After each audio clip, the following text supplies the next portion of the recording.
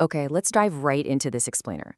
Today, we're unpacking yesterday's absolutely massive landmark environmental and human rights judgment out of South Africa. We're going to break down a complex, really high stakes legal battle that asks a pretty fundamental question. What actually happens when huge economic investments collide head on with the survival of pristine ecosystems and the basic rights of local communities? I mean, it's your classic David versus Goliath scenario, right? You've got coastal villages going up against global multinational corporations, but with literal billion-dollar consequences on both sides. So we're going to go straight to the source material to understand the mechanics of this pivotal decision. So the decision we're talking about comes from the Constitutional Court of South Africa. Now, this isn't just your run-of-the-mill tribunal. This is the highest court in the land, making the ultimate final call on a case that's been winding its way through the legal system for years. And you have to understand, the decisions made here don't just resolve one isolated dispute. They actually set the binding constitutional precedent for how an entire nation is going to balance industrial development and ecological conservation for generations to come. Here's our roadmap. 1. The Wild Coast Dispute. 2. Clash of constitutional rights. 3. The flawed consultation. 4. The Supreme Court's mistake. And 5. Crafting a just remedy. We're going to navigate this legal journey step by step to really understand how courts balance economic development with ecological survival. Section 1. The Wild Coast Dispute, Context and Conflict. To really get why this battle was fought with such intensity, we have to start with the physical and historical context of the story. The timeline of this legal battle actually stretches back a full decade. Way back in 2013, a company called Impact Africa applied for an exploration right to conduct a seismic survey. And just to give you an idea of what that actually entails, a seismic survey involves ships towing these massive air guns that blast incredibly loud sound waves deep into the ocean floor to map out potential oil and gas reserves. The government granted this right in 2014. Fast forward a bit, after a couple of renewals and transferring a 50% stake to Shell, they announced they were finally going to begin the survey in late 2021. Well, almost immediately, local coastal communities rushed to court. They filed for an interdict to stop the ships from sailing, basically arguing that the original granting of the right was completely unlawful from day one. Now, to understand the community's sheer outrage, you have to look at the location itself. The Wild Coast is this 250-kilometer stretch of incredibly pristine, biodiverse ecosystem in the Eastern Cape. We're not just talking about dry administrative law here. We are talking about ancestral waters. This area holds a special legal status under the Integrated Coastal Management Act, or ICMA. Under this law, the state acts as a trustee, holding this coastal property in a public trust. Why does that matter? Well, public trust means the land and sea essentially belong to the citizens, not the government. The government is just the guardian, and that elevates their responsibility to an incredibly high standard of protection.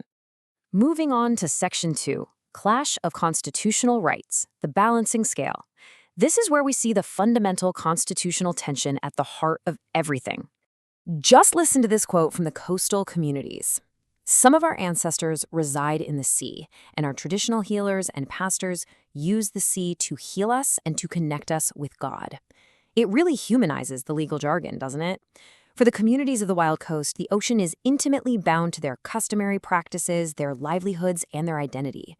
Customary law, those traditional, unwritten rules of indigenous communities, sits right alongside statutory law here. The court made a point to note that these cultural rights are deeply linked to human dignity. So for the locals, seismic blasting wasn't just an ecological risk to fish, it was an existential threat to their spiritual connection with their ancestors. And that brings us to Section 24 of the South African Constitution. It's basically the ultimate balancing act. It pairs the right to a healthy environment directly with the promotion of justifiable economic and social development. Think of it exactly like a physical balancing scale.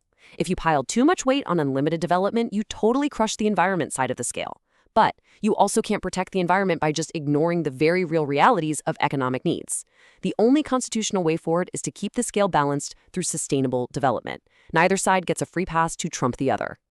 But to look at this neutrally, we have to weigh the corporate stakes too. The courts had to consider that Shell and Impact cited a massive financial expenditure of roughly 1.1 billion rand. These companies didn't just casually show up on a whim. They made huge investments based on exploration rights that were explicitly granted to them by the government.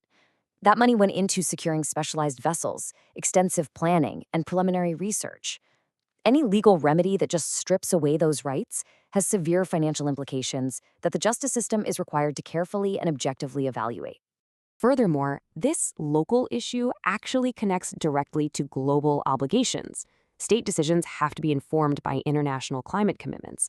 In fact, the court explicitly referenced the 2025 advisory opinion from the International Court of Justice. It emphasizes that because the causes of climate change are diffuse and the consequences are shared by everyone, states must exercise heightened diligence. Decision-makers have an absolute obligation to consider foreseeable climate impacts on both present and future generations before signing off on things like fossil fuel exploration. All right, Section 3, the flawed consultation, missing the mark. Let's dive into the core procedural errors that actually triggered this entire dispute. It all comes down to consultation. The High Court determined that consultation isn't just some procedural checkbox you tick off. It's about affording human dignity and giving people a real seat at the table. It has to be a genuine, two-way process. Let me say that again, a genuine, two-way process. It requires giving communities the necessary information in a way they can actually understand, and then giving them a real opportunity to weigh in before any decisions are finalized. Well, the court found the consultation process to be manifestly inadequate. And when you look at the facts, it's pretty glaring. Entire affected communities were completely omitted from the stakeholder database. When notices were put out, they were only in English and Afrikaans, languages that aren't predominantly spoken by the rural coastal communities living there.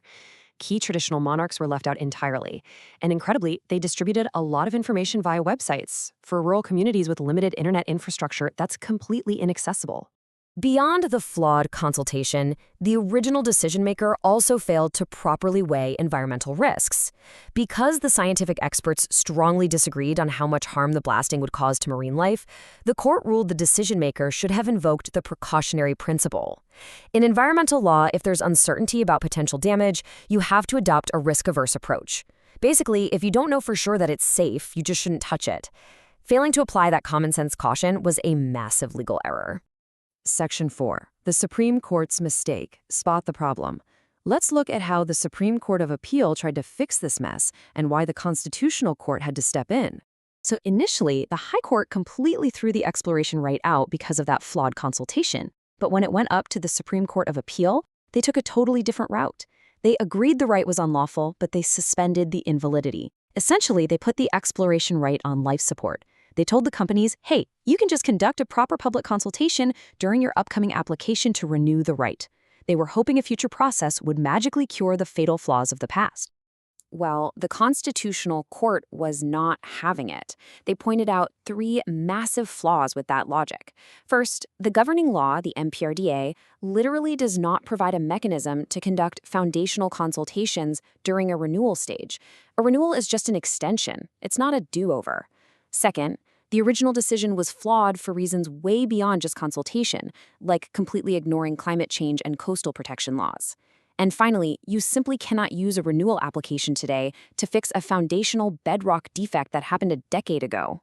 Which brings us to Section 5, crafting a just remedy, the ultimate balancing. How does the Constitutional Court actually untangle all of this? Usually, the default administrative remedy is something called remittal. That's when a court strikes down a flawed decision and sends it back to the original decision-maker, like a government minister, to try again. Think of it like a government agency for getting a signature. A judge sends it back, they sign it, and life goes on. It respects the separation of powers. But the crucial point here is that while remittal is the default, it is discretionary, not mandatory.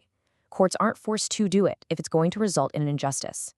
So after carefully weighing that 1.1 billion rand corporate investment against the profound violations of community rights and environmental laws, the Constitutional Court made its final ruling. They decided that simply setting aside the exploration right entirely, with absolutely no remittal for a do-over, was the only fair path forward. The exploration right and its renewals were definitively quashed, gone. Why take such a definitive step? Well, think about it. 13 years have passed since the original application. Sending it back to the drawing board now wouldn't restore any dignity to the communities that were excluded. Telling people a decade later, oh, hey, we'll consult you now, sends a terrible message that their rights are just a procedural hurdle. Plus, the legal landscape has completely transformed since 2013, with things like the One Environment system overhauling authorization processes. You can't just rewind the clock on a foundation this broken and expect it to magically fit into today's legal reality. And that leaves us with this provocative thought on procedural justice to chew on long after this explainer ends. When billions of rands and ancestral lands collide, can an unlawful process ever truly be cured after the fact? This landmark ruling strongly suggests that some foundations are just too flawed to ever rebuild upon. Thanks for joining us as we unpack the source material on this incredible legal journey.